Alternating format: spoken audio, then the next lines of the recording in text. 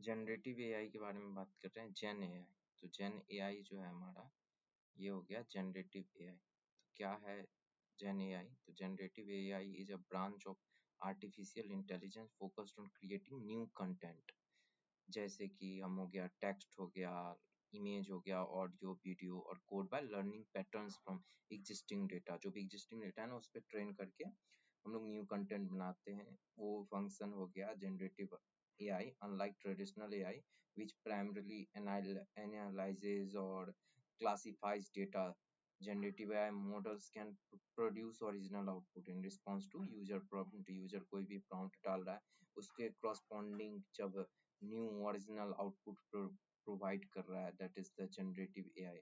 अब generative AI work कैसे करता है, हाउ इट वर्क्स? तो generative AI are trained on a vast data set, understand the structure nuances of the data.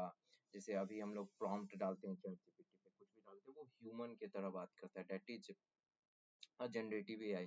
Once trained, these model can generate new content. Let's suppose कि हम लोग बहुत सारा novel है, उस पे अगर किसी मॉडल को रन किए, तो फिर जब उस मॉडल से फिर नया स्टोरी मांगेंगे, तो वो नया स्टोरी क्रिएट करके देगा। That is generate new content that resembles the training data, जो कि ट्रेनिंग डेटा से रिजेंबल करेगा। For instances, a generative AI trained on a large corpus of text can produce coherent और contextually relevant sentences, जैसा जिस पे हम लोग ट्रेन कराएंगे।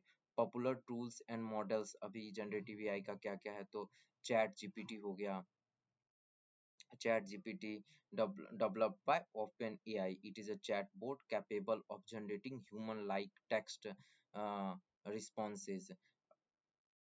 Daily also from OpenAI, जो कि मॉडल इमेज क्रिएट करता है। जैसे अभी सोडा, आप चैट जीपीटी का प्रो वर्जन लेंगे तो वहाँ सोडा है। मिड जर्नी है, जो कि पहले से यूज हो रहा है AI programme, jet generate image based on textual prompt. Stable diffusion हो गया, इसमें हम लोग इमेज को टेक्स्ट डाल करके क्रिएट कर सकते हैं, फिर इमेज में कोई भी पोर्शन को एडिट कर सकते हैं।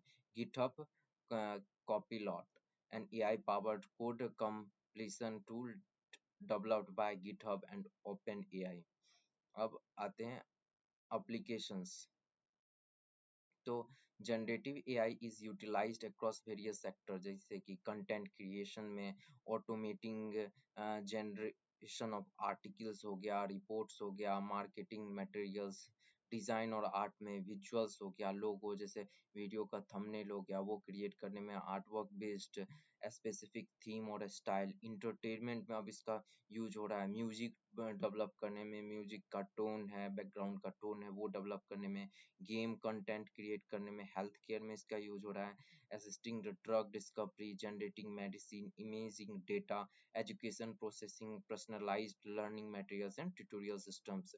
अब किस चीज के लिए हम लोग कंसीडर कर सकते हैं जनरेटिव एआई को? तो while generating AI offers numerous benefit, it also raises concerns, ethical issues, the potential of generating misleading और हार्मफुल कंटेंट, जैसे कि डीप फेक वगैरह हो गया, फिर इंटेलेक्चुअल प्रॉपर्टी, फेक न्यूज फैलाने के लिए भी यूज हो रहा है। Intellectual property challenges related to content ownership and originality, चूंकि अभी ये सारा वेब पे के स्क्रैपिंग डेटा पे है, तो ओरिजिनल डेटा का जो अथॉरिटी है, इंटेलेक्चुअल प्रॉपर्टी, वहाँ पे हो रहा है।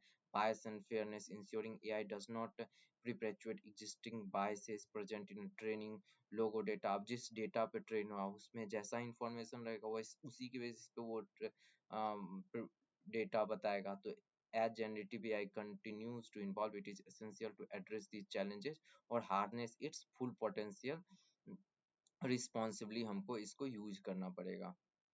तो आप इंफॉर्मेटिव आपको ठीक लगा तो चैनल को सब्सक्राइब करिएगा। प्लस अगर आप हमारे टेलीग्राम चैनल को ज्वाइन करते तो वहाँ पे आपको बहुत सारा कोर्स जो है, यूडमी का हो गया, कोर्सेरा का कोर्स हो गया, वहाँ आपको लिंक मिल जाता है। प्लस वीडियो भी अवेलेबल है, वहाँ पे बॉट वगैरह अवेलेबल है, आप ज्वाइन कर सकते हैं। तो वहाँ पे आप फ्री में डाउनलोड कर सकते हैं वीडियो वगैरह।